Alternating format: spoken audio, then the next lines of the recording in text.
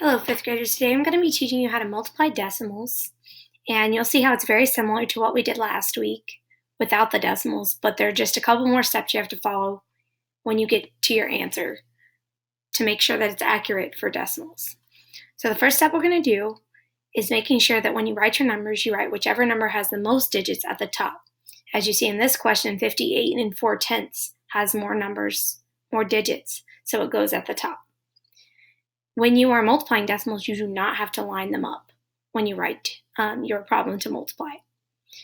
Step 2 is going to be multiplying by the number and the ones digit, just like last week. So I'm going to start by multiplying 1 times the top three numbers. So I have 1 times 4 is 4, 1 times 8 is 8, and 1 times 5 is 5. So I'm done with my top row. When we get to the second row, you always have to add that 0 before you can start multiplying. Then we're going to multiply 7 times the top three numbers. So our first multiplication question is 7 times 4 is 28. Carry my 2 to the second column. Then I have 7 times 8 is 56, plus the 2 at the top gives me 58. So I'm going to write my 8 at the bottom, carry my 5 to the next column. And my last multiplication question is 7 times 5, which is 35, plus the 5 at the top gives me 40. And I'm writing both digits of the number 40 on my second row because it's the last multiplication question. Now that I'm done multiplying, I can add my two rows together. 4 plus 0 is 4, 8 plus 8 is 16, 5 plus 8 is 13, plus 1 is 14, 1 plus 0 is 1, and 0 plus 4 is 4. Now that I have my digits, this is where we ended last week. But when you have decimals, you have to count how many numbers are after the decimals in your question. So if you're looking at the two numbers at the top, we have 4 is behind a decimal, and the number 1 is behind a decimal. So that's 2 total numbers behind decimals. That tells us we're going to move our decimal 2 spaces to the left in our answer. And if you remember, if a number does not already have a decimal, it goes at the end. And now we can move our decimal 2 spaces to the left. 1, 2. So this is where our decimal is going to end up in our answer, which is 414 and 64/100. And we're going to move on to question number 2. If you've noticed, I've already written down my numbers. 69 and 3/10 has more digits, so it goes at the top.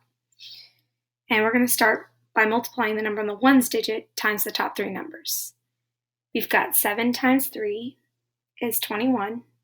So writing my 1 at the bottom, carrying my 2 to the next column. Then I got 9 times 7 is 63, plus the 2 at the top is 65. I'm going to carry my 6 to the next column. My last question for the first row is 7 times 6 gives me 42, plus the 6 at the top gives me 46.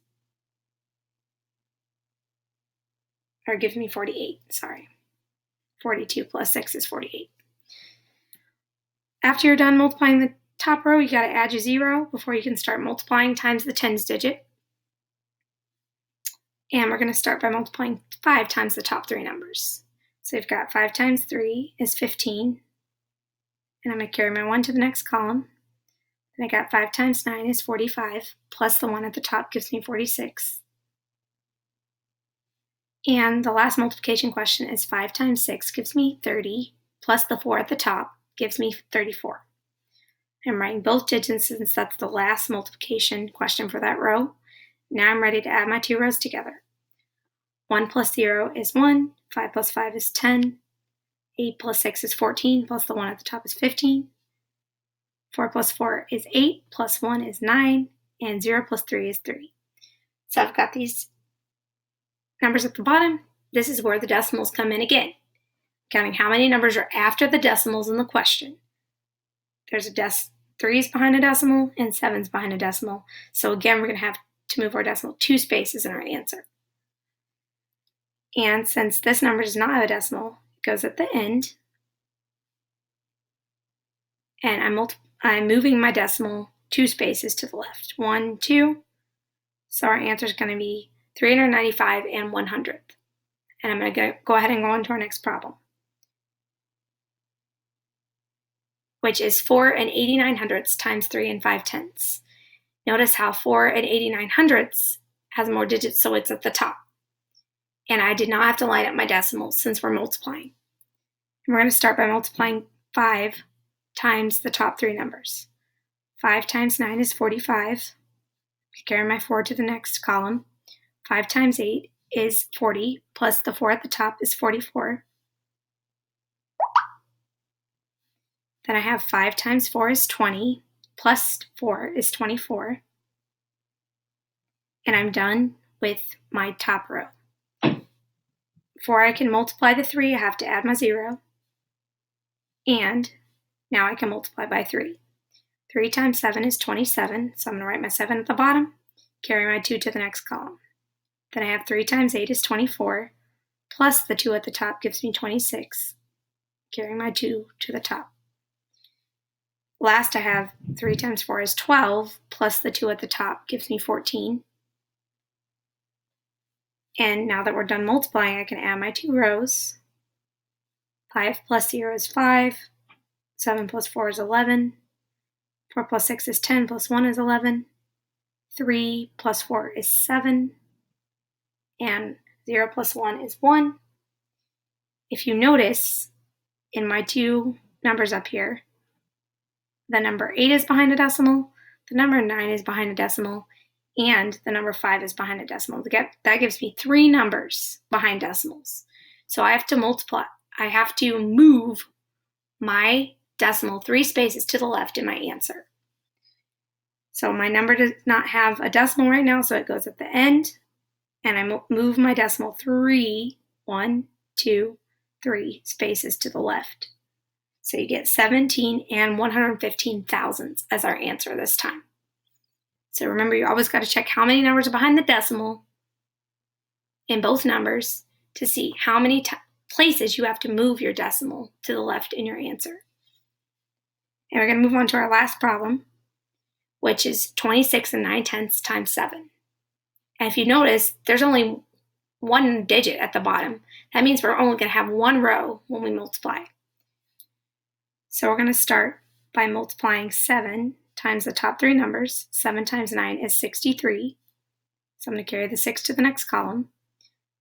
7 times 6 is 42, plus the 6 at the top gives me 48. 8 goes at the bottom. 4 carries to the next column.